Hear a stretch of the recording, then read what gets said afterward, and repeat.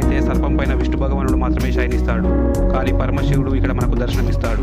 ఇక ఈ ఆలయంలో పడగ విప్పి ఉండే పామునే ఆసనంగా చేసుకున్న శివపార్వతులను మనం దర్శనం చేసుకోవచ్చు. ఈ ప్రతిమలో శివపార్వతులతో పాటు వారి కుమారుడు వినాయకుడు కూడా కొలువై ఉంటాడు. ఇలా శివపార్వతులతో పాటు వినాయకుడు కూడా సర్పంపై ఉండడం అరుదైన విషయం. ఇటువంటి ప్రతిమ మరెక్కడ లేదని చెబుతారు. ఈ ప్రతిమను నేపాల్ నుంచి తెప్పించారని ఇందుకు సంబంధించిన వేర్వేరు కథలు ప్రచారంలో ఉన్నాయి. నాగచంద్రేశ్వర స్వామి ఆలయం శతాబ్దాల చరిత్ర ఉంది. ఈ ఆలయాన్ని ఒక్కసారి దర్శించుకుంటే సర్పదోషాలన్నీ తొలగిపోతాయని భక్తులు నమ్ముతారు.